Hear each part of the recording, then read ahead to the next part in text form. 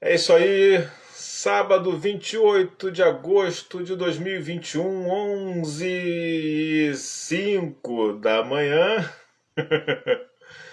Estamos aqui ao vivo para mais uma entrevista de sábado às 11. Todo sábado, sempre às 11, estaremos aqui.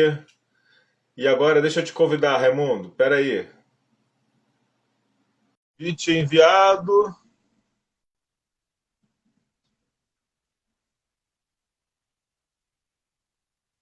Ah, caramba, hein? Tinha que ter um sustinho. Tudo bom? Tudo bem, Gustavo? Bom dia a você, bom dia a todos. Que satisfação estar participando desse canal aqui. Deu até calor, vou ter que tirar um pouco de roupa agora, mas não vou tirar toda a roupa, tá? Só uma Ai. parte. E é, muito obrigado pelo convite de poder estar aqui com vocês. E é uma satisfação imensa estar podendo Eu quero há muito encontrar tempo fazer essa pessoas entrevista, interessantes. né? Nós já remarcamos umas duas, três vezes, né? Porque você tem muita história para contar e eu já sei, né, de uma boa parte dessas histórias, porque sempre que a gente se encontra eu acabo te entrevistando, né, informalmente, né? E Pois por isso que é, eu te convidei isso é para a muito gente curioso. registrar aqui, deixar para a posteridade esse registro. Raimundo, me Muito conta uma obrigado pela coisa. oportunidade. Me conta uma coisa, você, quando era menino, você desenhava casinhas, cidades, assim? Você já era um futuro arquiteto quando era menino? Como é que é isso? Não, eu gostava de pegar história em quadrinhos e eu ampliava. Eu pegava os desenhos que eu via e ampliava, fazia sempre maior. No olho? E Olhando para a história e fazendo? no Ou... ano, não, olhando e reproduzindo, fazendo maior, né? Sempre, sempre aumentando para ver. Não sei, era a técnica Uhum. intuitiva que eu tinha, porque eu Uma coisa de nunca escala já também, estudei. né? Claro, exatamente. Eu nunca, eu só fui estudar desenho mesmo na arquitetura, né? Mas aí isso me levou um pouco a escolher a arquitetura como ferramenta de trabalho profissional e social também. Porque já dava para visualizar naquela época, final da década de 60, que a arquitetura poderia ter um papel social importante, através do urbanismo, principalmente, através da preocupação com as habitações sociais, né? Então, e como nesse período eu já tinha uma certa militância política no ensino médio, então eu fui assim por um lado escolher uma profissão que me desse possibilidades de usá-la como uma ferramenta de intervenção social. Bom, Interessante porque ali isso era o de momento fato, da urbanização do Brasil, né? Uma explosão demográfica urbana muito grande, né? Do êxodo rural, aquela história toda. E foi um momento de muita execução de conjuntos habitacionais, né, nas grandes cidades, né, tinha todo um processo de favelização e de remoção de comunidades para outros lugares, tudo isso, né? sim, sim. De certa forma, a década de 70 foi a década que o urbanismo ganhou força no Brasil, até por uma necessidade de distribuir melhor as ocupações no território das cidades, né? Então era algo que entrou com uma certa força e tínhamos também pensadores do urbanismo que reforçavam esse viés social. Então esse era o alimento dos arquitetos urbanistas que queriam realizar o sonho de fazer algo não só para aquele cliente que tem dinheiro, que contrata o arquiteto para fazer, um projeto, mas pensar coletivamente, né? E para isso a gente teria que estar trabalhando, de preferência em órgãos públicos, que é onde a questão do desenho urbano nascia, né? Porque era uma responsabilidade, das instituições oficiais, né? Tá podendo ter essa preocupação. E você é de São Paulo, né? Você Nasci em estava em São São Paulo, Paulo nesse capital. momento. Você fez a tua formação em São Paulo. Sim, nasci E em São São Paulo estava Paulo, na explodindo, capital. né? São Paulo foi o principal foco aí dessa explosão urbana no Brasil nesse momento, né? Nessa virada aí dos anos 60 para 70, né? Tava vendo tudo isso Foi, acontecer ao vivo ali, né? exatamente, porque é uma cidade que era muito procurada, né, pelos migrantes, então uma cidade tanto estrangeiros como migrantes do Brasil mesmo, né, sobretudo do Nordeste, muitas pessoas, muitas famílias, então a cidade sempre esteve em ebulição, nesse período mais ainda, nessa década especialmente, né. E daí você já conseguiu se formar e trabalhar com isso? Como é que foi esse início de carreira? Não, foi um pouco difícil. Não foi muito fácil, não, mas eu fiz uma especialização, né, em urbanismo, isso que me permitiu estar podendo estar atuando nessa área, né? Porque por mais que nós arquitetos sejamos denominados arquitetos e urbanistas, nós estamos mais para arquitetos do que urbanistas, porque a carga horária de urbanismo é muito pequena, né? Não que a carga horária da arquitetura fosse enorme, mas era o suficiente para você sair da faculdade e fazer um projeto de arquitetura. Mas para Uhum. trabalhar com urbanismo, a gente teria que ter mais experiência e foi o que eu fui buscar. Mas não tive muito êxito, porque percebi ao mesmo tempo que nós dependíamos dos políticos. Então, eu Uhum. sou obrigado a dar uma risada, né? Porque quando Sem dúvida.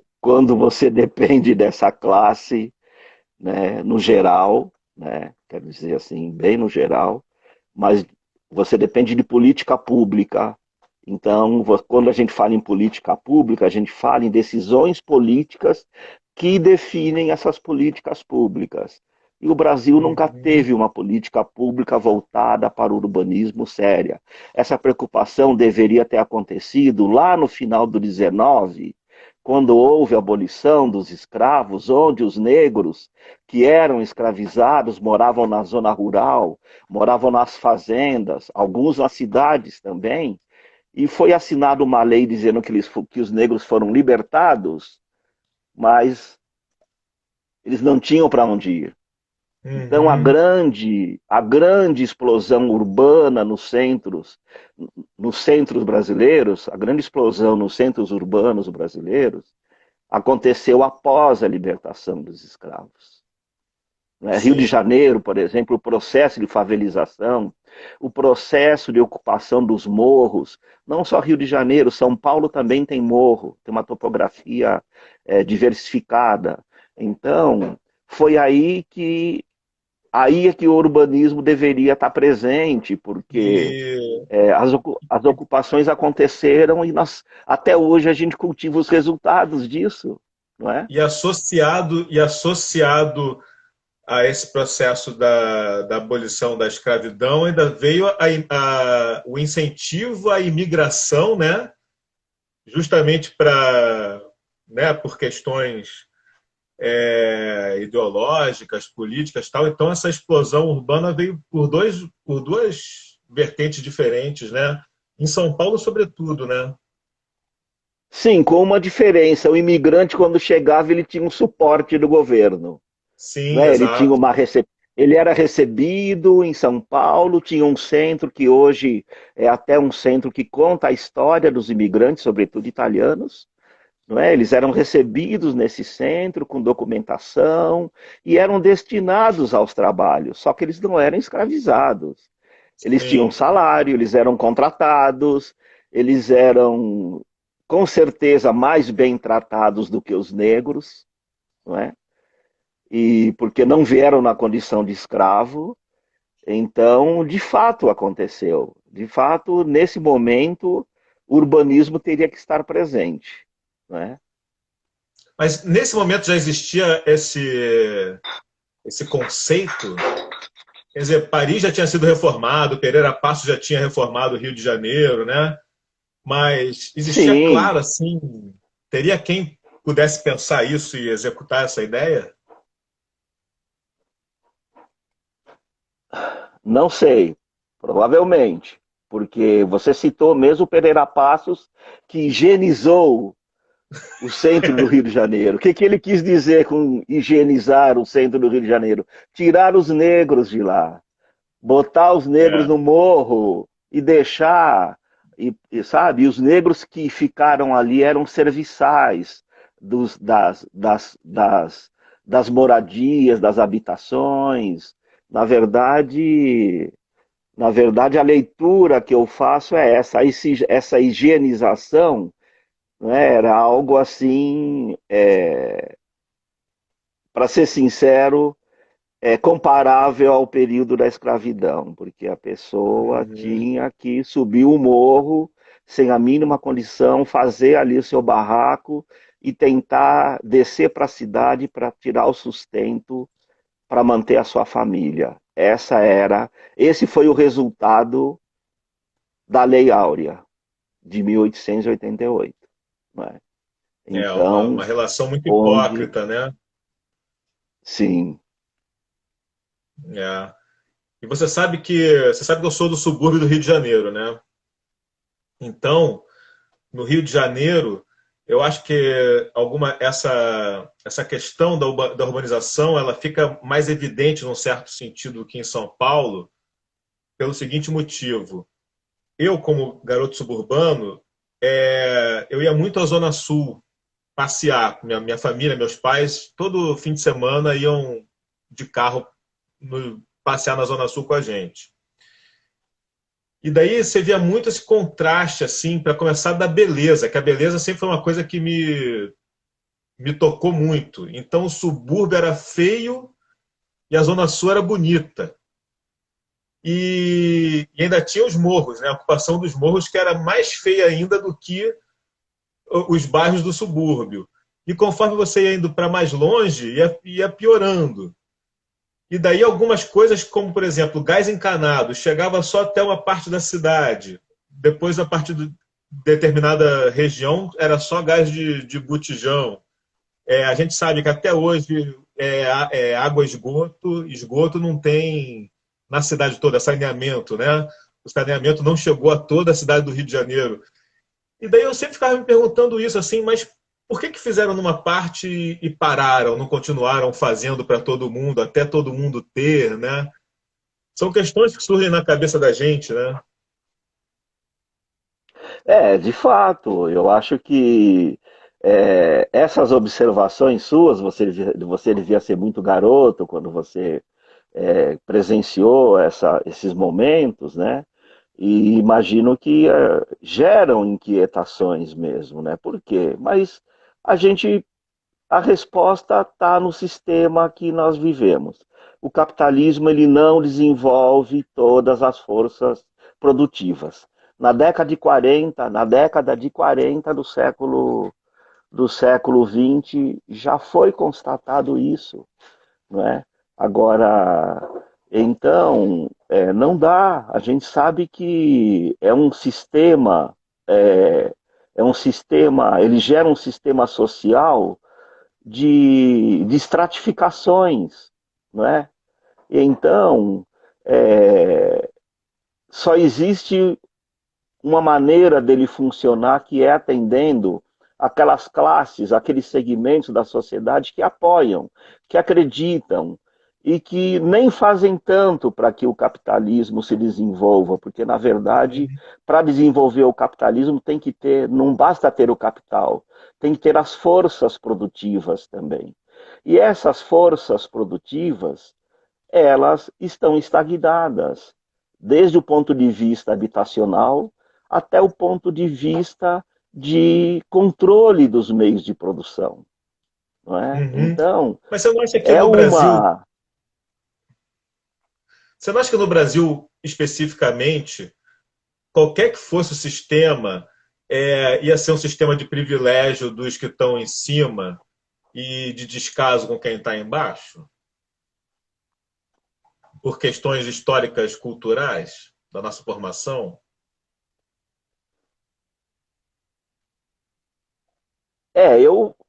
Eu posso, em tese, eu posso concordar com você, porque naquele período não existiam muitos movimentos sociais, a não ser os movimentos relacionados a essa situação, né? Naquele período ainda existiam escravos, mesmo após a libertação, então os movimentos, Uhum. no que diz respeito à minha preocupação principal enquanto negro, enquanto ex-militante, enquanto profissional que tem a pele negra e que não quer esconder essa realidade, né? Não desejo fugir dessa condição. Por mais que eu Sim, quisesse, seria impossível, né? Porque está na cara, né? Qual é a minha origem, qual é a minha condição. E meus colegas de militância também pensavam da mesma forma. Realmente, mas eu acho que, que mesmo assim, haviam pequenos movimentos que tentavam, no específico, tentar colocar situações que eram necessárias. Então, havia os jornais, por exemplo. Na década sim. de 40, em São Paulo, foi criado um movimento chamado Frente Negra Brasileira, que teve um momento, Uhum. olha só, que teve um momento que a Frente Negra Brasileira se confundiu até com o fascismo, porque o fascismo pregava a raça pura, e várias pessoas desse movimento em São Paulo, que era um movimento grande, existia na Bahia, existia no Rio de Janeiro, mas em São Paulo era muito grande. Tinha inclusive uma imprensa, tem um jornal chamado Clarim da Alvorada, por exemplo, que colocava, então, as pessoas, olha a falta de informação, se entusiasmaram tanto com o termo raça pura, que acharam que os negros Uhum. poderiam fazer parte de. Não, raça pura somos nós. Também somos, né? Né? Claro, é. E, e a quantidade de negro que engajou no movimento fascista em São Paulo, usando as boinas verdes, e foram rechaçados lá dentro do movimento também, porque Uhum. eram, eram, eles chamavam para a militância, os negros atendiam, mas os negros ficavam do lado, porque nem os fascistas esperavam que os negros fossem aderir a Sim. essa causa da raça pura. Né? Então, isso gerou um desconforto muito grande nessa militância, até poder entender qual era o fundamento desse movimento integralista, né, muito forte em São Paulo. Aí deu para perceber e as pessoas foram aí se recompondo do ponto de vista conceitual da ideologia do movimento negro na época e passaram a combater esse movimento ao invés de fazer parte. Ou seja, Esse é um momento muito você bonito, né, da história do movimento negro em São Paulo, principalmente em São Paulo, né, porque é, tinha clubes negros de negros, né, para negros, imprensa, né, vários jornais, né, tinha a Frente Negra Brasileira. Era um momento muito bonito de organização e de pujança, né? Nos anos 30 isso, né? sim, sim, eu lembro que na minha infância, eu nasci na década de 50, minha família materna era do interior de São Paulo, e eu lembro que na minha adolescência, até pré-adolescência, eu ia para a casa de minha avó, numa cidade no interior de São Paulo, e conseguia perceber e frequentava um clube de negro. Agora, por quê? Por que existia um clube de negro? Eram Claro. só fruto da, Eram só frutos da organização da comunidade negra? Não. É claro que sim, mas era muito mais que isso. O que provocou isso era o fato dos negros não poderem entrar nos clubes dos brancos. Era Claro. vedada. Eu, na minha adolescência, vou abrir um parênteses aqui muito rápido, na minha adolescência, eu devia ter uns 14, 15 anos, eu fui morar numa cidade do interior de São Paulo, meus amigos eram todos brancos. E tinha um clube nessa cidade do interior de São Paulo, bem próximo de São Paulo, próximo a Campinas, que não entravam brancos. E meus amigos eram todos brancos e entravam. Os amigos pobres, brancos, que não podiam pagar, pulavam o muro. E eu entrei com esses amigos, pulei o muro para entrar no clube, me senti todo orgulhoso. Falei, estou aqui nesse local que eu sempre quis estar. E Aham. de repente veio um cara e me pegou e me botou para fora, porque a lógica dele era a seguinte: o que esse negro está fazendo aqui? Porque É, nesse clube não entra negros, não há, nem pulando o muro. E o cara me botou para é. fora. Meus amigos ficaram, os pobres também ficaram. Né? Então a questão Aham. não era econômica. A questão não Sim. era econômica, era racial. A distinção racial. Negro aqui não entra. Ponto. É, é. Outra coisa que a gente estava falando que eu queria observar você estava falando dos anos 40 e daí ali durante o Estado Novo, né, o Getúlio, o pai dos pobres, aquela história toda, é o momento de formação do Complexo da Maré no Rio de Janeiro, por exemplo, que é ali, né, entre do lado da Avenida Brasil ali, perto de São Cristóvão, ali perto né, na cara do complexo industrial ali que São Cristóvão se industrializou, né? E a Ah, favela foi se formando ali, o Getúlio assistindo tudo, o pai dos pobres na capital federal, entendeu? Então, essas relações no Brasil são muito complexas, né? Porque nem sim. a capital federal escapa, né? Brasília também, né? Aquelas cidades satélites ali. É sempre uma relação. A relação Casagrande-Senzala no Brasil, ela não foi superada ainda, né? De fato. De fato, eu acho que. E também o capitalismo brasileiro ele é extremamente mal estruturado, não é? Então, apesar, mesmo naturalmente, ele, enquanto sistema econômico e social, não conseguir desenvolver todas as forças produtivas, teve um momento que o capitalismo conseguiu isso, ele conseguia diminuir a desigualdade entre os segmentos da sociedade. Hoje ele não consegue mais. Pelo contrário, ele acentua. Uhum. A tônica dele, a filosofia dele é acentuar as diferenças sociais. E é aí que ele sobrevive. Porque Uhum. os mentores já perceberam, os mentores do capitalismo global e do capitalismo fragmentado, né? Já perceberam que a única maneira dele sobreviver é, é, é estratificando as classes e pulverizando as ações de uma forma que o que prevaleça é a especulação do capital. A gente não vê hoje em dia, sobretudo agora no Brasil, chegando um pouco nos dias de hoje, a gente percebe que não tem investimento na indústria, na produção brasileira. Quem tem dinheiro prefere especular com esse dinheiro em qualquer lugar, nas Ilhas Caimã, em qualquer lugar, Uhum. do que montar uma linha de produção que pode estar gerando dezenas e centenas de empregos, sobretudo no nosso Sim. país, porque a dificuldade é muito grande. Então, quem tem muito dinheiro prefere especular, compra moeda estrangeira, vende, né, commodities. Então, é diferente, é diferente. E isso não tem um objetivo social, é um objetivo Uhum. de sobrevivência desse sistema que realmente ele, ele não consegue melhorar todas as camadas da população, melhorar as condições de vida. Pelo contrário, melhora as condições de vida de uma determinada camada dentro de outras que estão ali sobreviver, trabalhando para poder manter os privilégios das castas, das classes mais altas.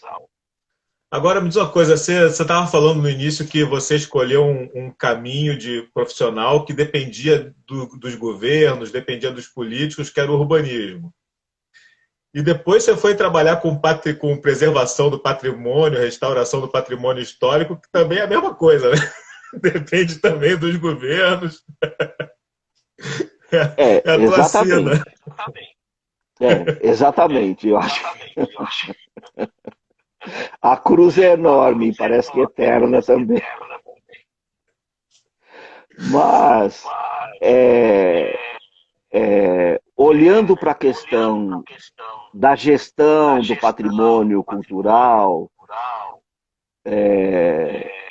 e arquitetônico, o retorno é mais satisfatório e mais profissional também, mesmo sabendo que nós estamos em uma atividade superestrutural, ou seja, você não está lidando diretamente com as populações que habitam os centros históricos, mas indiretamente sim, é uma questão de consciência profissional. Sim. Você foi para Tiradentes para trabalhar com patrimônio ou você começou a trabalhar com patrimônio porque estava em Tiradentes? Comecei a trabalhar com patrimônio porque estava em Tiradentes. Caí de paraquedas numa cidade pequena, interessante, e nem trabalhava com arquitetura, assim, nem fui para lá para trabalhar com arquitetura, mas conheci pessoas envolvidas com patrimônio histórico, não tinham arquitetos nessa época na cidade, era a década de 80. E a cidade, Tancredo tinha acabado de morrer, e a cidade começou a ficar conhecida porque as pessoas simples desse país iam a São João del Rei visitar o túmulo do Tancredo Neves e descobriam que em São João del Rei tinha um trenzinho que fazia um bate e volta até uma pequena cidade ali do lado, e essa cidade era Tiradentes. Então, Sim, que Tiradentes começou a interessante. ficar conhecida após a morte do Tancredo. E dali, hoje, quem conhece a cidade já viu desdobramentos disso, né? É uma Como é das que era o cidades estado de históricas. conservação da cidade nessa época, Raimundo? Perdão, você pode repetir? Como é que era o estado de conservação de Tiradentes nessa época que você foi morar lá? Era bem precário. Era bem precário porque eram os proprietários que moravam na casa, eram os nativos de Tiradentes, pessoas que herdaram aquelas propriedades e moravam e tentavam manter essas construções da maneira mais adequada possível. Já existia a figura do IFAM, né, nesses centros históricos. Tiradentes é um exemplo disso, mas não é o único. E O IFAM é de então quando, a Raimundo? cidade. Perdão? O IFAM é de quando? Quando começou? O IFAM foi criado em 1937, se eu não me engano. Foi fundado Sim. por iniciativa dos irmãos Andrade, Oswald de Andrade, Mário de Andrade, alguns artistas, e foi fruto também um pouco de toda a movimentação que teve em 22, que teve aquela semana de arte moderna. Aí começou a se entender o que é patrimônio, começou a se perceber a necessidade de preservação de patrimônio, tanto patrimônio imaterial como patrimônio material. Então, em 1937 é criado o IFAM. Uhum. Tá, mas não tinha sido ainda suficiente para manter Tiradentes, por exemplo, bem conservada. Já estava ali 50 anos depois, ainda não tinha. A cidade ainda não estava bem conservada. A cidade, ela era mais proporcional ao número de habitantes que tinha. Hoje não, hoje a cidade cresceu muito. Mas voltando a esse período, era um centro histórico relativamente preservado no geral. No específico, encontrava-se várias habitações degradadas, algumas já não ocupadas mais, mas não era uma grande parte. As pessoas faziam questão de manter, mesmo às duras penas, as suas propriedades, mas o traçado, os edifícios, alguns sobrados que tinham, as igrejas, eles davam uma ambiência para a cidade que se mantém até hoje. Hoje essa ambiência explodiu, né? Hoje Tiradentes é um lugar que você, com Covid, então, eu tenho amigos que moram lá ainda e que não saem de casa, porque é muita gente andando pela cidade, a cidade teve um boom, pessoas Sim. turistas sem máscaras, enfim, uma dificuldade muito grande. Uma cidade que Relato das tem pessoas eventos ali. agora o ano inteiro, praticamente, né? Eventos, exatamente, Festivais, eventos etc., o né? ano O Festival de todo. Cinema, eu conheci através Exato. do Festival de Cinema, que é um festival Sim, importantíssimo e delicioso. sim, sim. Mas a cidade paga um preço muito caro por esses eventos, pelo fato de os administradores não se preocuparem em dotar a cidade com uma infraestrutura que consiga suportar essa movimentação toda. Então, isso é muito sério. Uhum. Mas voltando lá pro início, para a década de 80, quando você chegou lá, você escolheu morar em Tiradentes por quê? Vocês escolheram? Olha, olha, nós morávamos em São Paulo, uma cidade grande. Tínhamos saído do Rio Grande do Sul, passamos 1 ano e meio, 2 anos em São Paulo. O primeiro filho apareceu, que foi a primeira filha, e decidimos que esses filhos nasceriam e seriam criados num lugar tranquilo, que não fosse São Paulo. Aí fomos para Tiradentes por indicação de um amigo nosso. E nessa época nós estávamos assim envolvidos com comida natural, com macrobiótica, com elementos de uma vida com mais qualidade. Então nós não queríamos, nós sabíamos que a cidade grande não daria as respostas que nós queríamos e mudamos para Tiradentes com um filho na barriga. A filha nasceu uns meses depois. E logo os trabalhos foram aparecendo, porque, como eu falei, não tinham arquitetos. Meu sócio, que eu conheci lá, e trabalhamos juntos há mais de 30 anos, nós nos encontramos lá em Tiradentes, e lá Oikos começou nesse período lá, enfim. E você já tinha uma relação assim de encantamento, de paixão assim pela arquitetura colonial, pelo barroco? Era uma coisa que já tinha te despertado quando você estava na universidade, por exemplo? Não. Para ser sincero, não. Não tinha me sensibilizado, porque na época da faculdade, os professores colocavam a gente dentro de um ônibus e falavam assim: nós vamos para Ouro Preto esse fim de semana. Então, a gente ia para Ouro Preto para conhecer um pouco da arquitetura brasileira, né? Mas, na verdade, o meu foco era sempre urbanismo. A ficha só caiu quando chegamos em Tiradentes. Falei, puxa vida, um lugar incrível como esse que está nos recebendo. Nós temos algumas ferramentas para que a gente possa estar contribuindo para o desenvolvimento da cidade e sobrevivendo dessa contribuição também.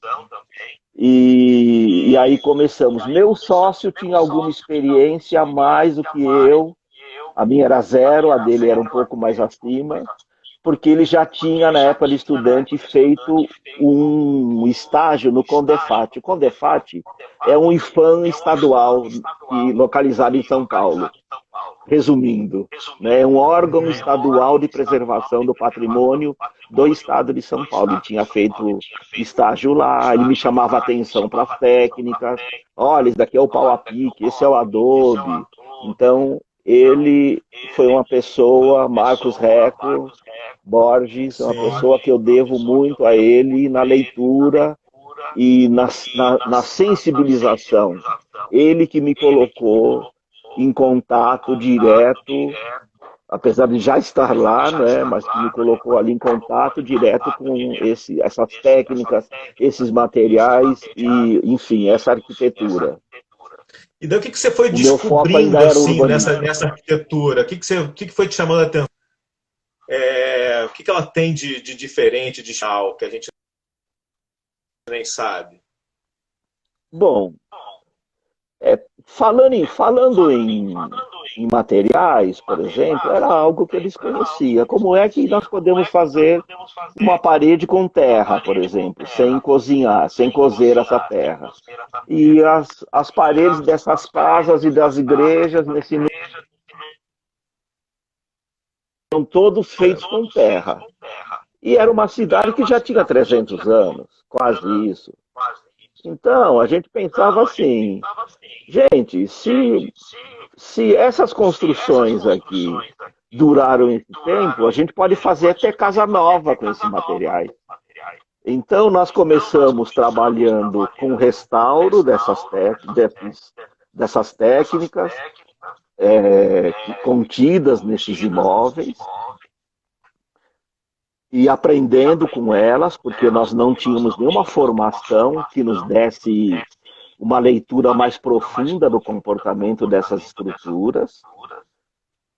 E, ao mesmo tempo, como enquanto arquiteto, sempre pensando nas demandas das novas construções. Então, lá em Tiradentes, nós começamos um ciclo de restaurar as construções históricas e utilizando essas mesmas técnicas para fazermos novas construções.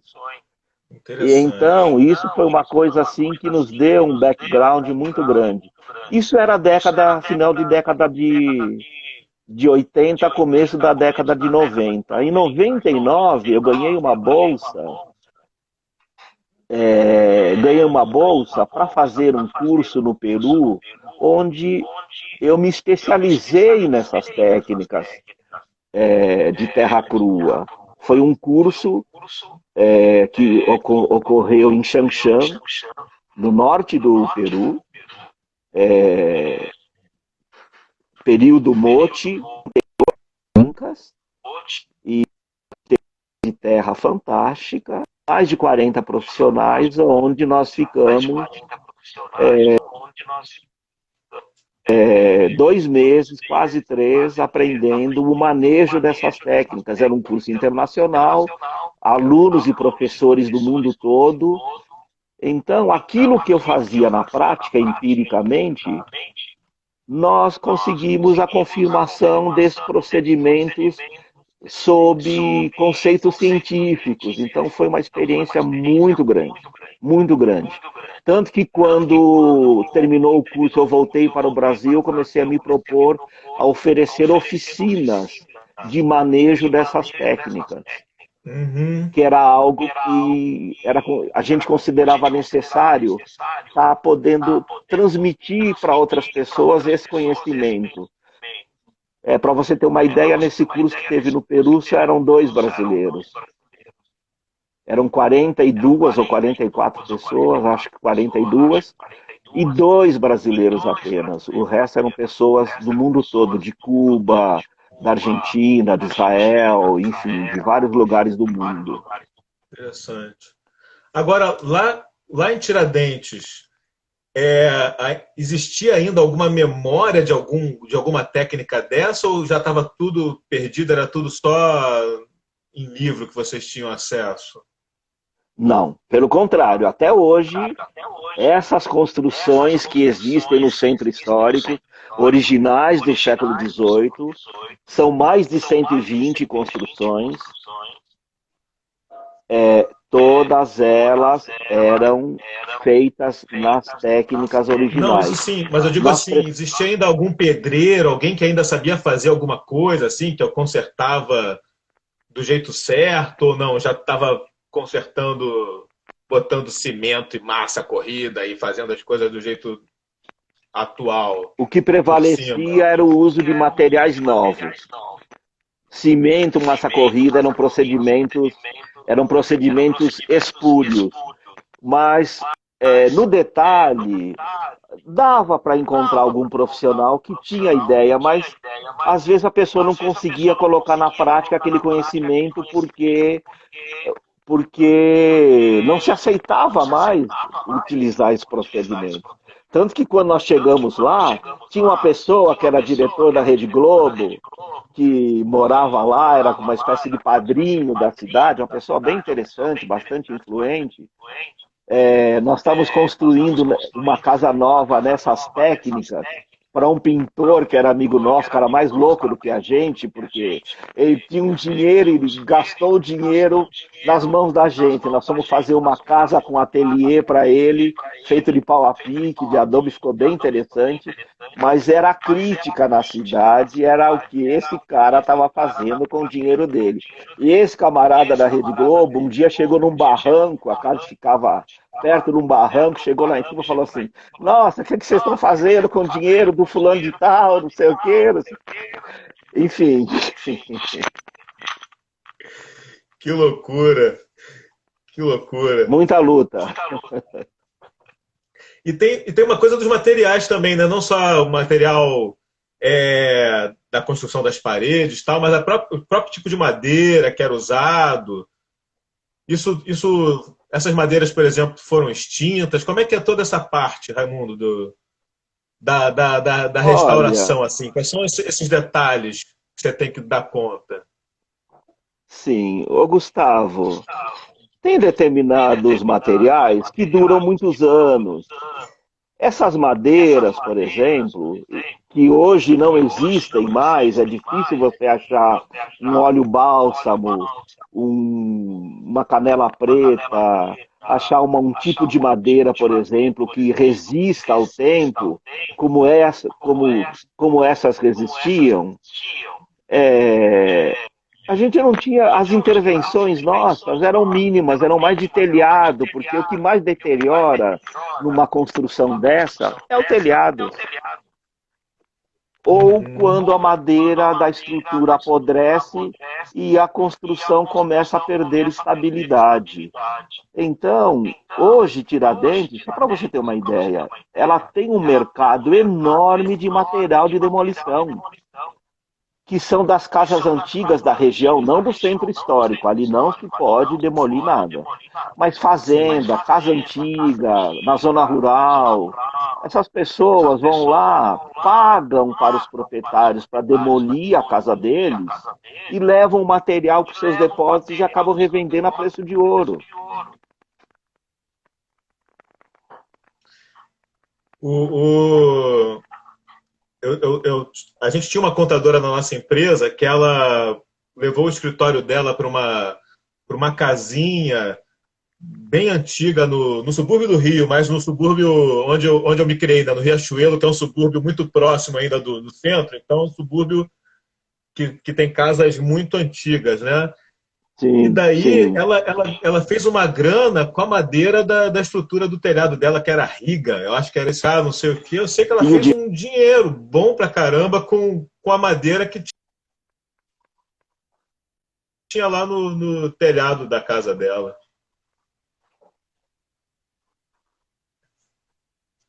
é verdade. Essa região já é do século XIX. Final do XVIII, começo do XIX. E Sim. o que acontece? É, no final do XIX, com a Lei Áurea, os navios que vinham para o Brasil, eles já não tinham, não podiam mais trazer escravos, a não ser clandestinamente, né? Então, Uhum. como a viagem da Europa para cá de navio pegava muitas tormentas ali no sul da África, o navio tinha que ter lastro. E então, e como nesse mesmo século XIX, os núcleos urbanos antigos do Brasil estavam em expansão, esses navios vinham carregados de artefatos para poderem ser utilizados nas novas construções daquela época. O Pinho de Riga, Riga é uma cidade na União Soviética, ou uma região, por isso que chama Pinho de Riga. Então, o Pinho de Riga era um dos materiais que chegavam aqui naquele período para servir de lastro para os navios. Que coisa, rapaz. Que loucura essa história, hein? Eu não fazia a menor ideia Pois é, disso aí. pois é. Achei que fosse uma madeira nativa brasileira. Não. Que coisa.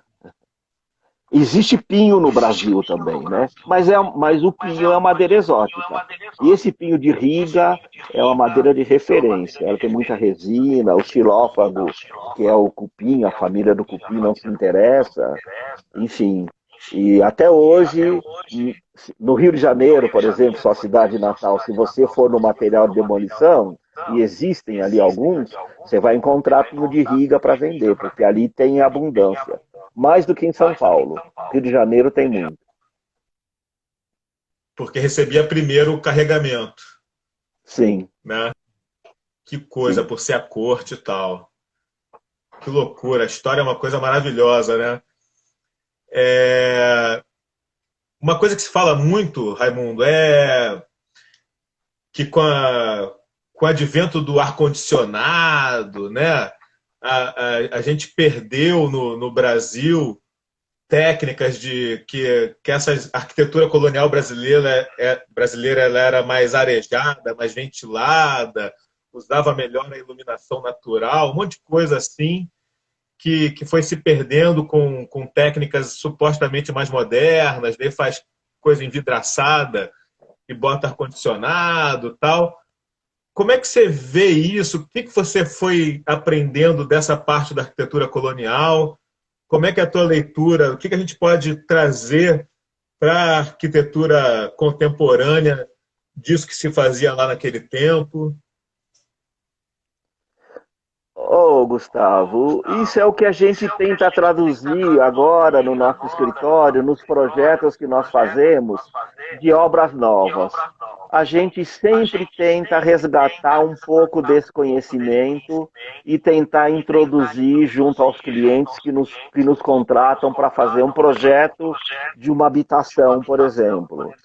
Então, nós sempre tentamos resgatar algo dessas técnicas, desses materiais, porque nós estamos falando de materiais que mantêm uma temperatura, independente da temperatura externa, entre 20 e 25 graus o ano todo. A Terra, ela garante essa propriedade térmica que nenhum material permite. Então, a maneira de você construir, quando você constrói com material contemporâneo e você não tem esse recurso térmico natural, você tem que apertar o botão. Então, aí é o papo da eficiência energética, né? Os materiais utilizados no Brasil ou são materiais importados, se você entrar em qualquer loja aí, não vou citar nome para não fazer propaganda para ninguém, Sim. mas se você entrar em qualquer loja, você vai encontrar materiais que não tem a ver com o nosso clima e não tem a ver com a nossa cultura construtiva. Então, são materiais que não dão respostas eficientes do ponto de vista da garantia estrutural, isso é muito sério, e não dão respostas também do ponto de vista do conforto térmico e ambiental. Você tem que, ao entrar numa habitação feita com esse material, apertar o botão. Você está É falando do quê? isso De que tem que fazer. tijolo, de cimento, de Qual é o de material que você está tijolo, de falando? cimento, de todos os materiais, todos. Todos. São materiais, a grande parte você tem que escolher mesmo a dedo para tentar encontrar algum material compatível com a sua filosofia construtiva. Com relação à filosofia que nós defendemos, que Oikos defende, nós não encontramos. Nós vamos encontrar material para instalação elétrica, para instalação hidráulica, mas para as paredes das casas, não. A gente não encontra. Então é por isso que a gente acredita e a gente sobrevive hoje, até o dia de hoje, há mais de 30 anos, fazendo trabalhos onde nós sempre introduzimos o que a gente chama de técnicas e materiais de baixo impacto. Porque o momento planetário, não é só no Brasil, o momento planetário ele pede isso. O cimento ele é feito à base de pó de pedra e aditivos. Então, quantas montanhas não são destruídas para produzir um caminhão de saco de cimento? Sim. Não é? Então, é um material que tem a sua utilidade, ele revolucionou o mercado da construção, mas, ao mesmo tempo, ele tem as suas limitações. E as limitações do cimento, elas não são evidenciadas, porque a indústria não evidencia, o profissional que utiliza o cimento não evidencia, o arquiteto ou engenheiro que utiliza também não evidencia. São materiais extremamente danosos ao meio ambiente. Aí você pode perguntar, então você não utiliza cimento? Fala, utilizo. Na estrutura. Então nós vamos fazer uma construção nova de baixo impacto, a gente utiliza cimento na fundação, na estrutura, concreto armado, mas saiu daí, se for uma construção na zona rural, a gente usa a terra que vai ser movimentada para implantar a casa no terreno e fazemos as paredes com essa terra, compra-se telha, manda-se fazer esquadrias ou compra esquadrias, portas, janelas, mas o essencial, que é a alma da casa, que são as paredes, a gente procura utilizar esse material. Que interessante, porque, assim, como eu não sou arquiteto, o que a gente ouve falar, por exemplo, em relação que era a arquitetura colonial, vamos dizer, era o tamanho das janelas, o pé direito, tudo isso favorecia essa questão térmica. E você está me dizendo que é o próprio material da parede que favorece, e aquela largura da parede também, você nessa tua técnica, a largura também é maior do que o usual? Sim, sim. E quanto mais larga a parede, mais tempo demora para essa mudança de temperatura ocorrer. Claro, as igrejas, as paredes são mais largas, porque são construídas numa técnica chamada taipa de pilão. Então vamos imaginar que nós temos uma forma, e nessa forma, ao invés de jogar o concreto dentro, se jogava a terra umedecida e se socava, por isso que chama-se taipa de pilão. E se socava, você colocava 20 centímetros e socava, virava 8. Mais 20 vira 8, então uma técnica muito demorada.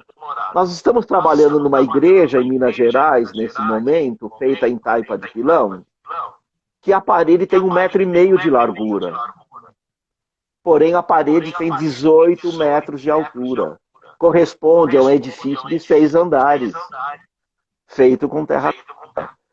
No mundo todo tem construções. No Iêmen, capital do Iêmen, no centro do Iêmen, tem edifícios de 8 andares, feitos de terra crua. Então a gente não está sozinho nessa história, felizmente. Aí agora, mesmo onde você mora, nos Estados Unidos, você vai ver, vai em Santa Fé, vai em Taos Pueblos, essa região de Albuquerque, aí do Novo México.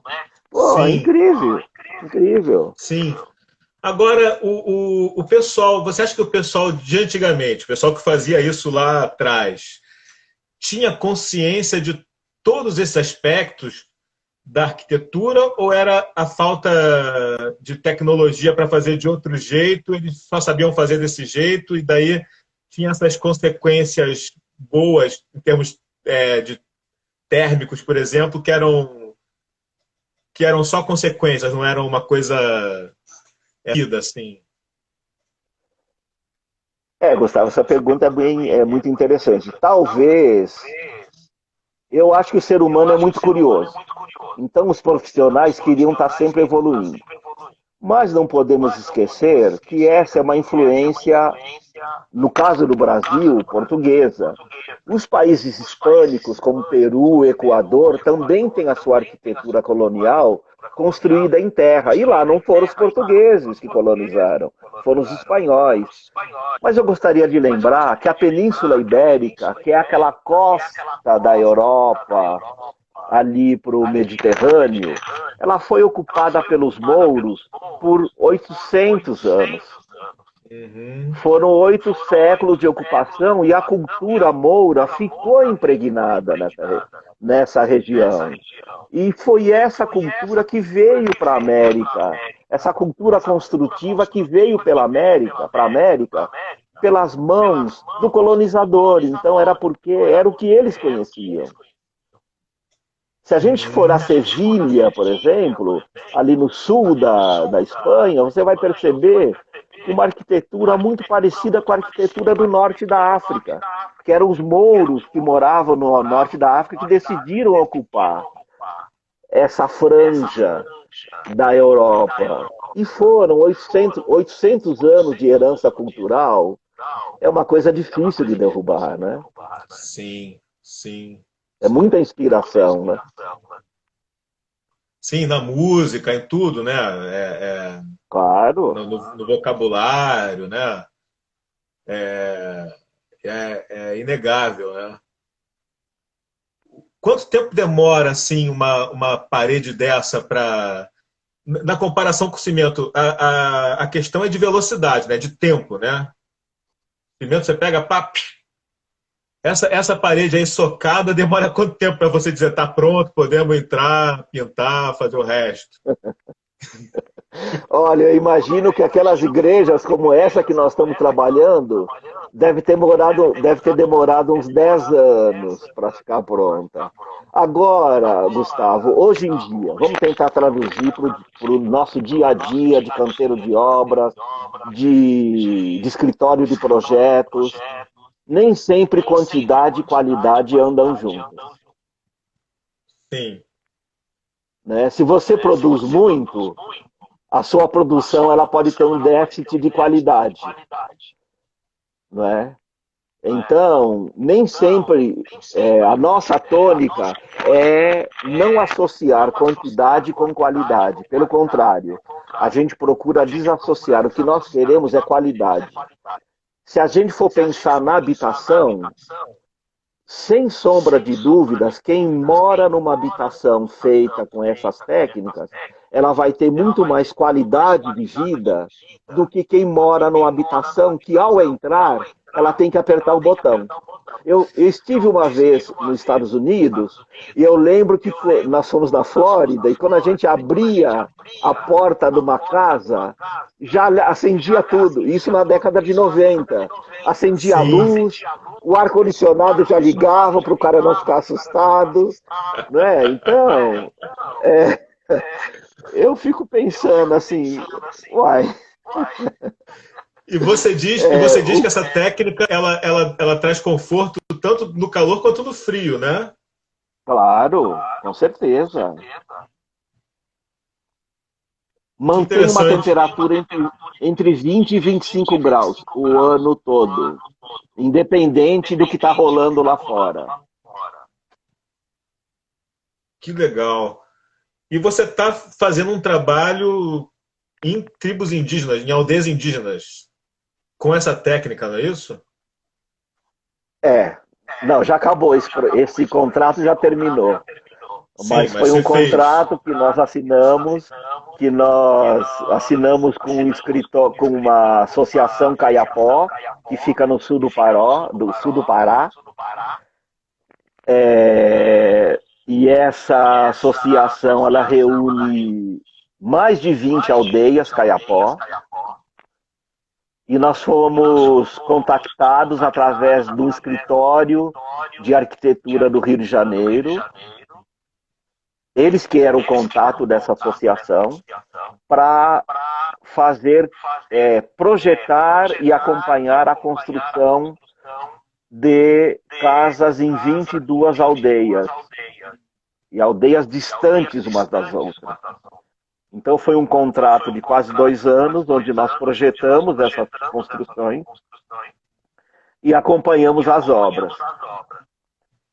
Na nossa inocência, nós falamos, pô, nós vamos levar o material que ninguém conhece lá, que é a terra crua, que é o pau a pique, que é o adobe. Eu acho que na terceira aldeia que nós visitamos, ela era toda construída em terra. Eu quase desmaiei de alegria e de emoção, porque eu fiquei pensando como é que esse povo que está aqui remoto, com quem que eles aprenderam a fazer, a manejar essas técnicas. Aí eu fui procurar o cara mais velho da aldeia ali, e encontrei um andando por ali, perguntei, você sabe fazer esse tipo de casa? Sei, mas quando que você aprendeu? Não, desde sempre, meu pai sabia, meu avô sabia, entende? Então, isso daí, essa informação também contribui para romper o conceito do eurocentrismo, ou seja, que tudo que nós temos nas Américas foi o europeu que trouxe, não foi. Entende? O uso da terra é planetário. É como, de repente, quando o homem resolveu descascar a batata e cozinhar antes de comer ela com casca e tudo e crua. Sim. Entende? É algo um fenômeno que ocorreu em todo o planeta, onde as populações, quando sentiram a necessidade de parar de migrar, de ficar numa região só, eles tinham que fazer construções estáveis. E utilizaram quais materiais? O que estava mais próximo. Qual era o material mais próximo? A terra. Não tinha outro material. Madeira, pedra. Não tinha outro material. Então, aí caiu a minha ficha. Eu falei, realmente nós estamos atrasados. Eu, como pesquisador de construção com terra, estou totalmente defasado. Vim achar que veio um branco aqui ensinar esse índio, indígena velho, a fazer construção com terra. Pelo contrário, é ele que está nos ensinando. Sim. Daí como é que foi essa troca de técnicas?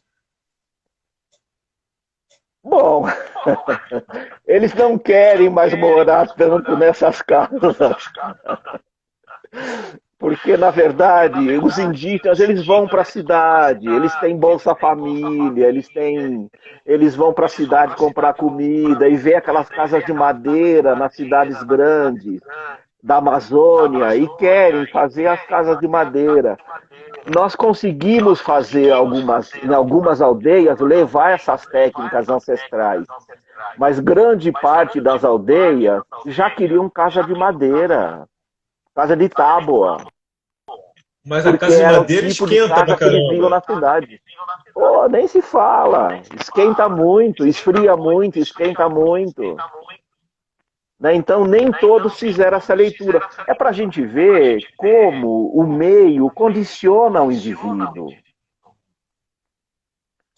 Por mais informação que você possa levar, falar, olha, essa construção aqui de tábua é interessante, é rápida para fazer, mas ela não dura muito, ela apodrece, sua casa vai estar quente, se no dia, né, ainda mais lá é só calor, né? A manutenção então, é sua casa muito vai estar seguida, quente né? no dia, vai estar quente à noite, mas foi difícil convencer, a não ser essas aldeias aonde existiam indígenas que dominavam essas técnicas. Então, a gente tinha alguém que pensava como a gente por outros motivos, talvez, mas que pensava como a gente no que diz respeito aos materiais construtivos.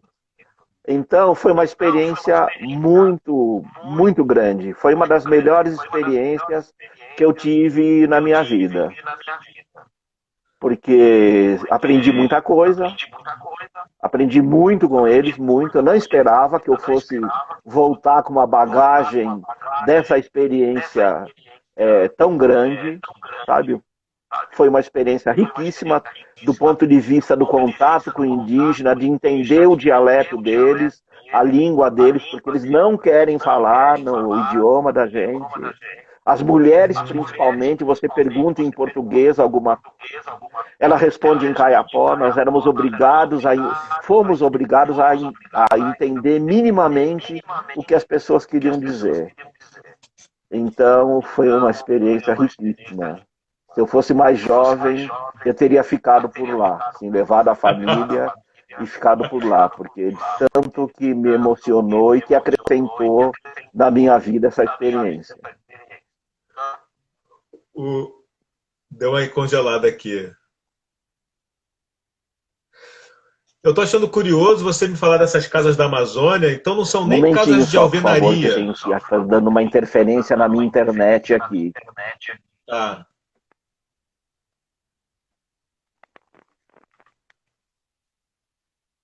Estamos aqui ao vivo com o arquiteto Raimundo Rodrigues.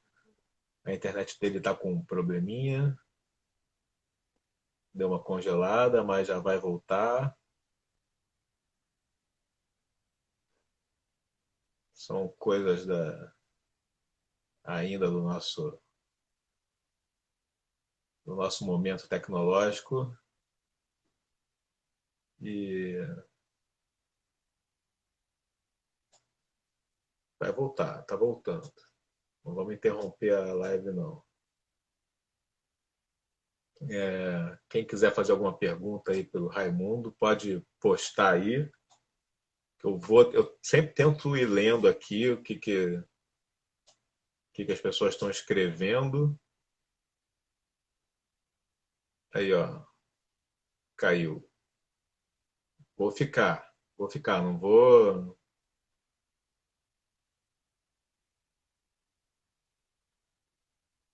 Ele deve estar saindo e voltando. Então vou esperar ele se logar de novo. E a gente continua a live, porque esse papo está sensacional e eu não vou interromper sem uma finalização à altura, não. Então vamos ficar junto aí, que daqui a pouco aparece o nome dele aqui para mim. E a gente retoma a conversa.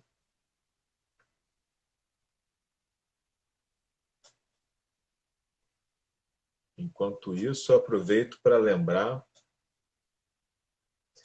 que eu já tenho umas 35 entrevistas realizadas aqui nesse trabalho que eu estou desenvolvendo há quase um ano já. Comecei em outubro do ano passado. E essas entrevistas todas estão no YouTube. Então, lá no canal Gustavo Ascioli. Então, aconselho, sugiro, recomendo que todo mundo dê lá uma passada no canal para ver quem já foi entrevistado. Tem muita gente interessante, todos amigos sempre. Gente da arte, da cultura. Ó, voltou.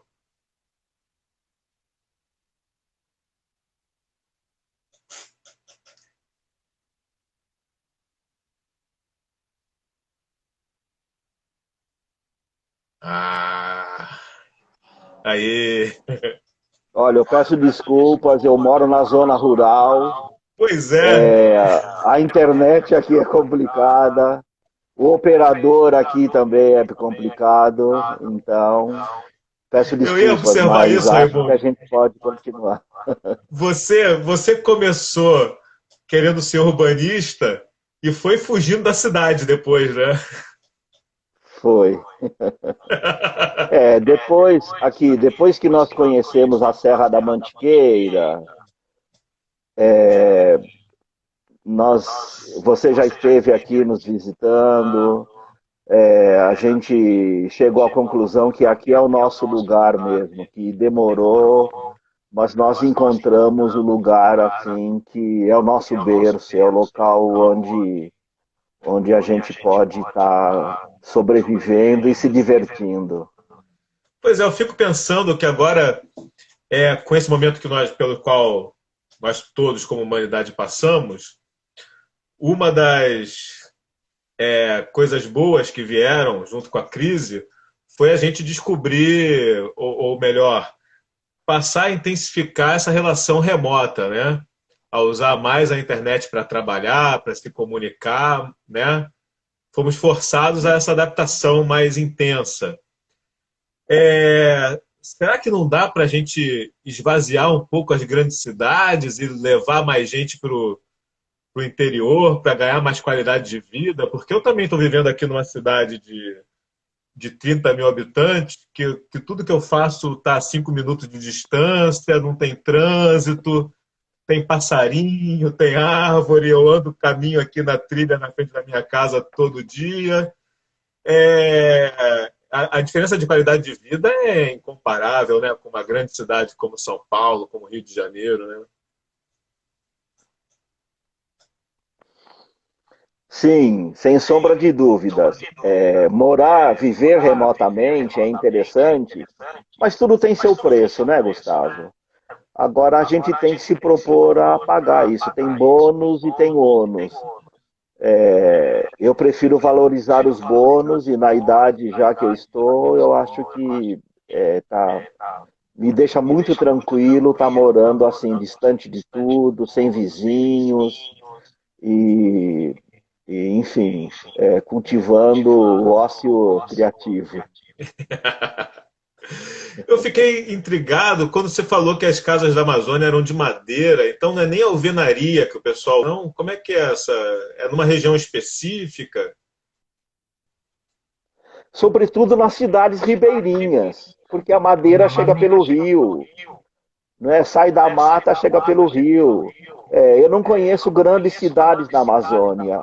E essa atividade que nós desenvolvemos no sul do Pará foi numa região bastante remota também, região de São Félix do Xingu, que é onde estão os caiapós do leste,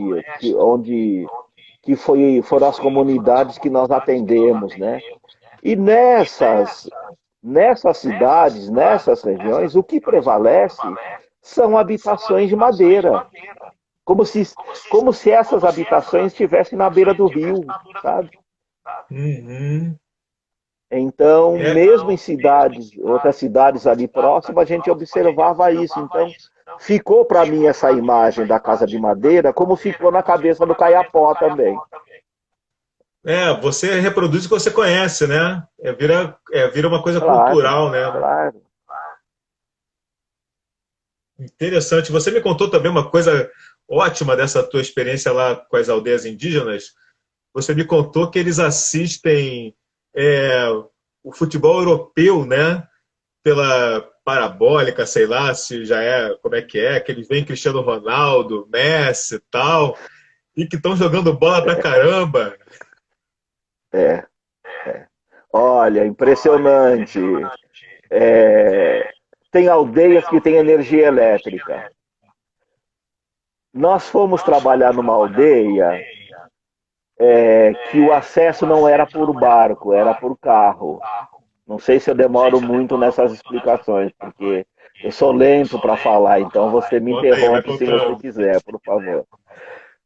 E chegamos nessa aldeia que a cacica era uma mulher. Essa Nossa. mulher protagonizou uma foto histórica. O nome dela é Tuíra Caiapó.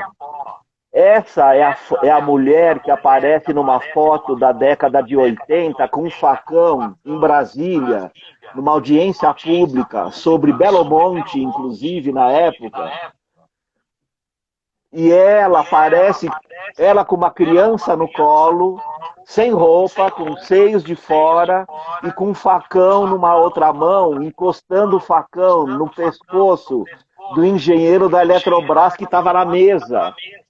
E ela estava na frente da mesa, ela foi fazer o protesto dela contra Belo Monte, e ela tirou o facão e encostou no pescoço do engenheiro. O cara quase deve ter quase desmaiado ali, né?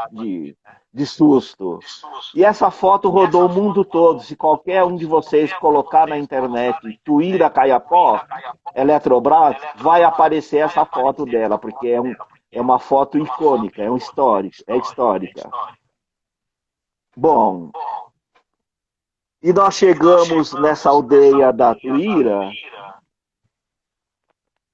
e teve um dia que teve jogo de futebol. Essa aldeia tinha energia elétrica, porque era tipo 20 quilômetros da cidade. E tinha energia elétrica.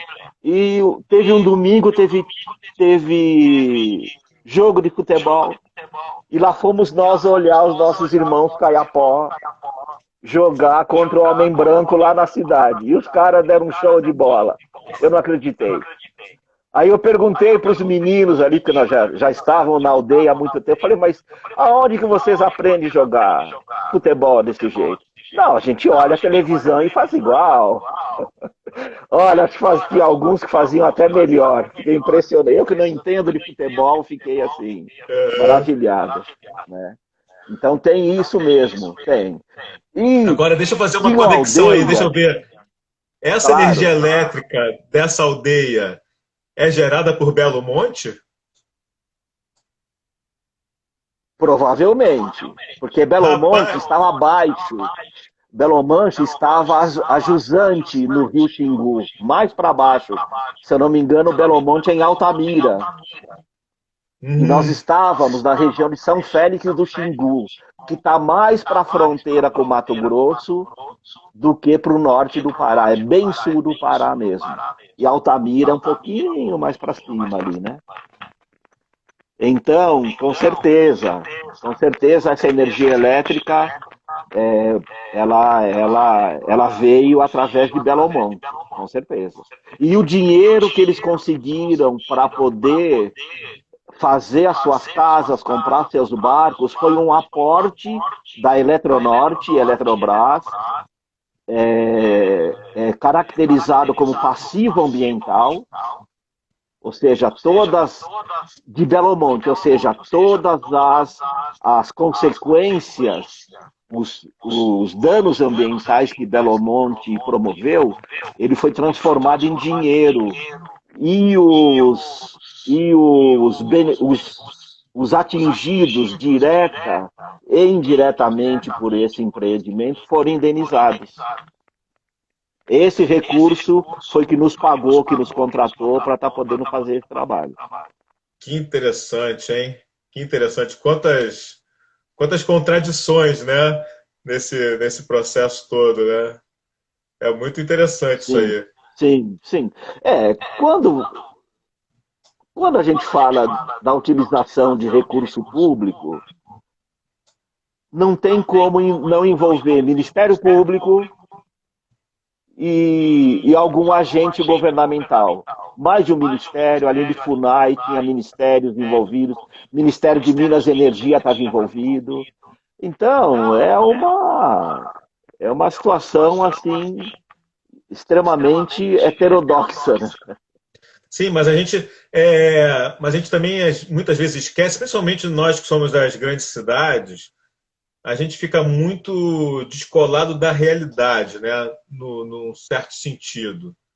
Em quase todos os sentidos até.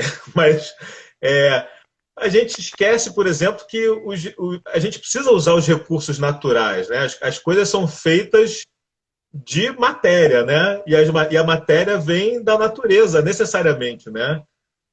Então, ou usa terra, ou represa o rio, faz uma barragem para fazer energia elétrica, ou usa o vento, usa o petróleo, a pedra, o minério, mas tem que usar as coisas, né? A árvore, a madeira, não tem como não. Nós vivemos num mundo material, né? Tem que usar a natureza. Eu acho que sim. Para isso que existem dispositivos como EIA-RIMA, né? Por exemplo, que é um dispositivo legal que ele faz a previsão dos danos que aquele empreendimento ele vai gerar, né? Esses EIA-RIMAs, eles têm que ser discutidos publicamente. Existem as audiências públicas para você poder discutir aquele empreendimento. Belo Monte estava nos planos do governo desde a década de 80. Uhum. E ele não saía do papel, porque era um impacto grande, claro, você vai represar um rio como o Rio Xingu, imagina, né? E as consequências que teve na cidade de Altamira.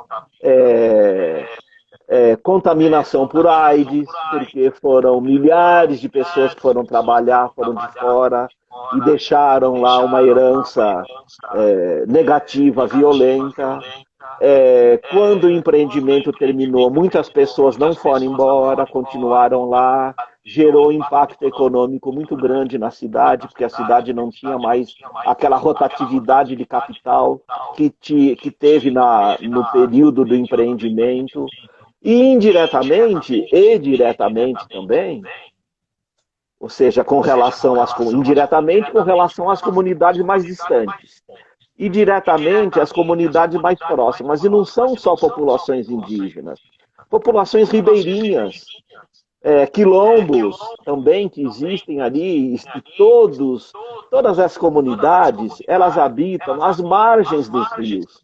E, nesse caso, às margens do rio Xingu, porque elas sobrevivem da existência desse rio. Quer dizer, alterar as condições do rio altera as condições de vida dessas populações. É inevitável isso. E por isso essa indenização, que foi pouca. Sim. Mas essa região ela é cheia de empreendimentos. A Vale do Rio Doce tem exploração de ouro na região. Uhum. Quer dizer, né? Então, e a Vale do Rio Doce é a maior mineradora do planeta, uma das maiores. Enquanto era brasileira, era a maior. Depois que privatizou, sei lá o que virou. Né? Foi um grande patrimônio que o Brasil perdeu. Mas eu digo que levar a eletricidade também alterou para o bem em vários sentidos, né? Talvez para o mal em outros sentidos também, né? Tudo tem os dois lados, né, Gustavo? Eu concordo com você. Eu acho que traz o progresso, mas o progresso tem um custo. Uhum. Uma rua que não tem asfalto, você asfalta, vai morrer gente até não querer mais, vai ter atropelamentos, vai ter coisas que não existiam Esquenta até também, então. né? Sobe a temperatura, né? Esquenta, claro. Então tem essas consequências. Eu acho que essas ferramentas... A própria drenagem também complica, né? Com certeza, com certeza.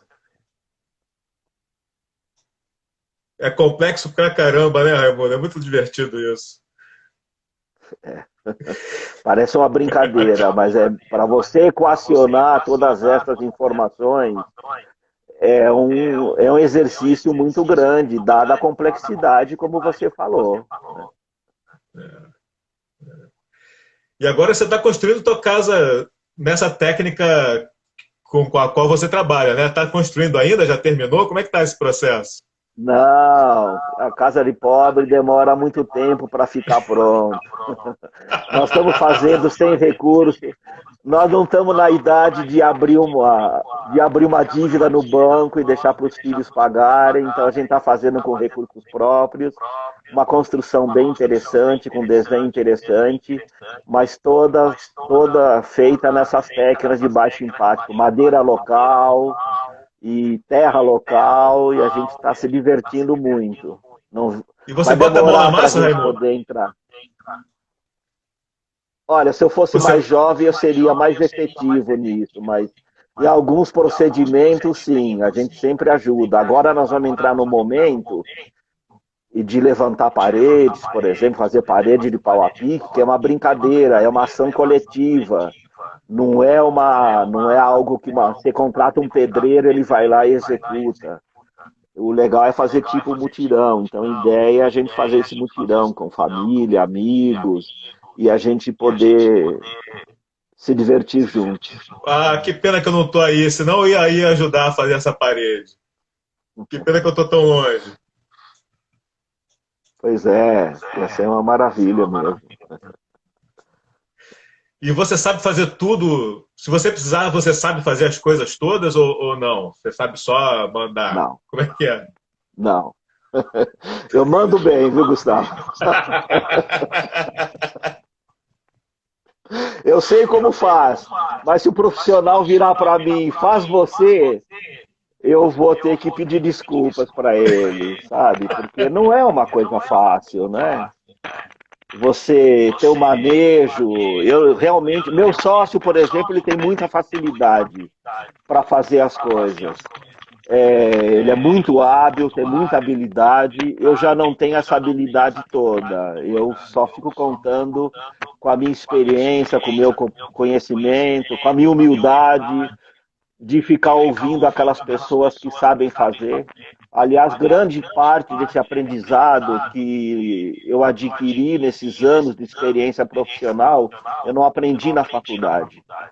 Eu aprendi com pessoas que trabalham na obra há muito tempo e que com elas eu fui me apropriando de determinados conhecimentos. Mas eu tenho muita dificuldade para estar executando, sabe, mexer com máquina. Confesso que eu tenho muita dificuldade mesmo. O teu filho, Ariel, está se formando em arquitetura também, né? Ou já se formou? Sim, tá formando, ele tá agora, já entregou o trabalho final dele.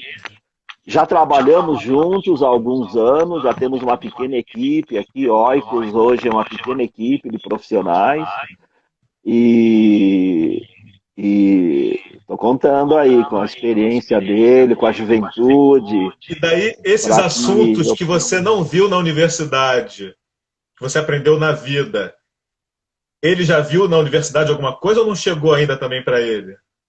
Eu acho que talvez sim. Eu lembro de colegas nossos que trabalham com construção com terra, já foram na faculdade dele fazer fazer experimentos, e colegas nossos já estiveram lá, eu mesmo já estive dando uma palestra uma vez lá para eles. Então eles estão tendo oportunidades que eu, por exemplo, na minha época de estudante não tive.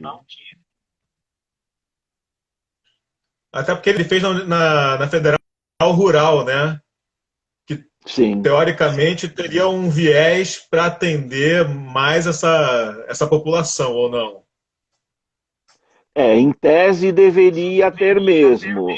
Mas a arquitetura é superestrutural, né, Gustavo? A arquitetura, o sonho do urbanismo era você lidar com as populações, aí nós vamos lidar com os políticos. Pronto, aí estragou tudo.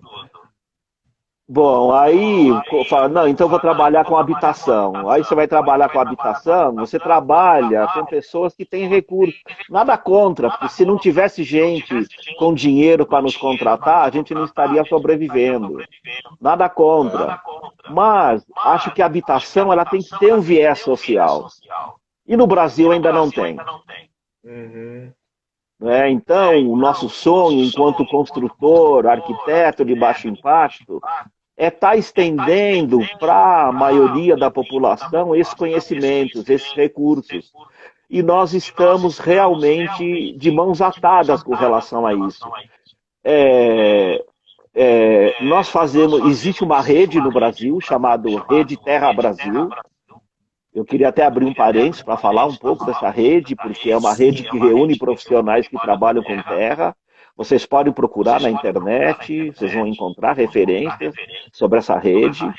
E essa rede, ela fez um esforço insano, está fazendo ainda, de poder, junto à ABNT, que é a Associação Brasileira de Normas Técnicas, normatizar essas técnicas, porque Se você não normatiza, já tem preconceito.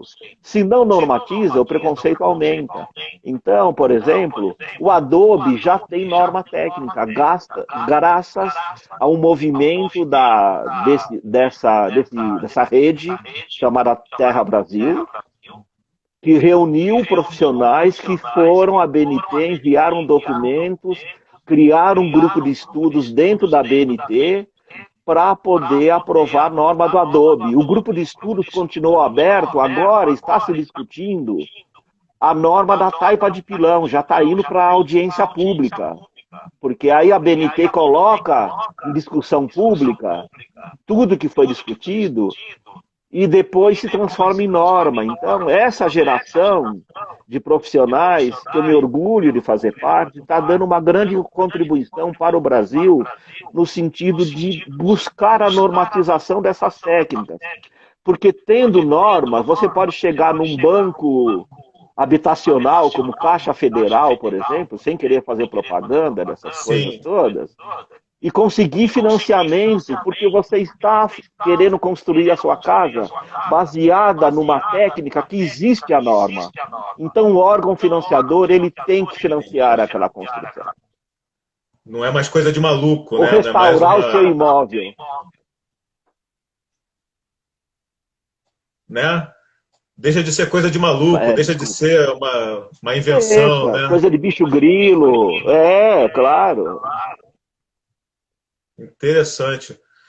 Mas você acha possível difundir essa técnica assim nas grandes cidades, difundir a ponto de começar a ter mais adesão naturalmente assim a esse tipo de técnica das pessoas? Ou existe uma barreira cultural que é muito grande ainda? Existe um preconceito muito grande, porque a casa de pau a pique, a casa de adobe, a casa do preto, é a casa do pobre, é a casa do barbeiro, como falam, né? Como se existisse ainda o tripanossoma contaminado no Brasil. Não existe mais, o barbeiro foi erradicado, né? Quer dizer, então os preconceitos são muito grandes. Agora, a classe média alta, que é um segmento que é um formador de opinião, que está ligado nas informações, que está ligado nas questões relativas aos impactos ambientais que determinados movimentos do homem geram no planeta, nós temos um segmento de clientes que acordaram para essa questão da habitação de baixo impacto e tem nos procurado para poder fazer projetos novos, apesar que o nosso viés também é restauração, para poder fazer suas construções. Às vezes, em zonas rurais, está havendo um êxodo rural muito grande hoje em dia, né? Pessoas que moram na cidade grande querem ter uma casinha no mato, na montanha. Então, nós estamos sendo procurados por essas pessoas para poder gerar projetos e habitações utilizando esses materiais de baixo impacto. Para a gente está sendo uma experiência Mas é muito uma rica, casa bem muito grande. acabada, né, Raimundo? Né? Você está falando do Sim, é barbeiro e tal, mas normal. não tem buraco na parede, não tem nada disso, né? Não, Uma nada casa disso, é normal, uma né? construção normal. Normal, natural, rebocada, pintada. E daí usa Normal, azulejo, você não piso risca o material.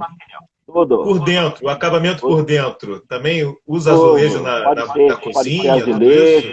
azulejo, piso, é uma construção normal. O diferencial é no custo dos materiais e, e o conforto térmico e ambiental, que é, como eu já citei, ele é totalmente potencializado quando se usa esses materiais.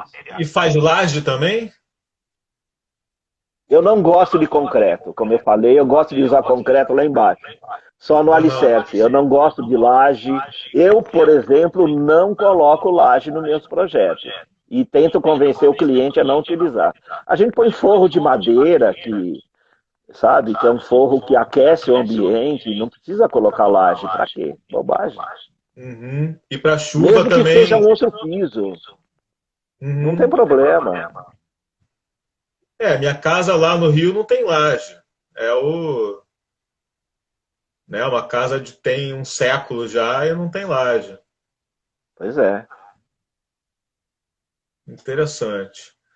Raimundo, foi uma maravilha essa entrevista. Eu estava esperando ansiosamente e eu estava esperando certo. Compensou muito mais do que eu podia imaginar a espera.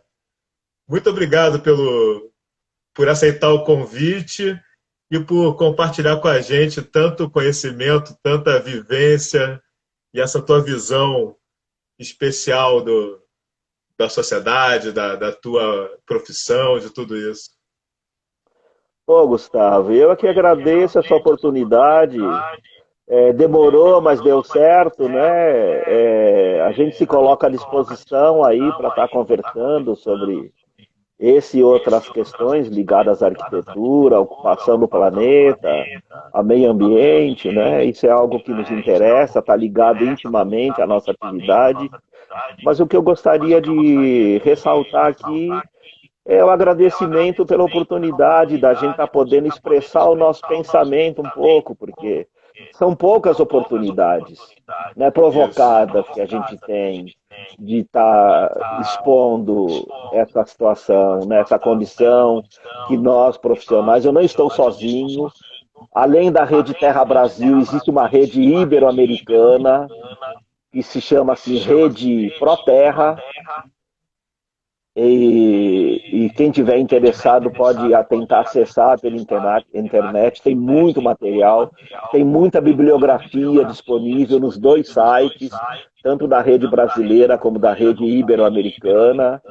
E a gente se sente assim orgulhosos de estar podendo participar de um movimento como esse e perceber que esse movimento está desembocando na comunidade através da sua pessoa, desse canal que você tem, que abre espaço para a gente estar podendo vir aqui contar nossas histórias.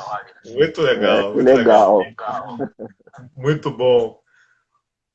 Grande abraço, vamos marcar outro mais adiante. Ok, será um prazer, um abraço em todos também. Obrigado às pessoas que estão aqui, gastando o seu tempo de ouvir essas abobrinhas que a gente está falando. Mas são abobrinhas que a gente acredita nelas, a gente faz uma boa pizza. São orgânicas. Mas é isso aí. É isso aí.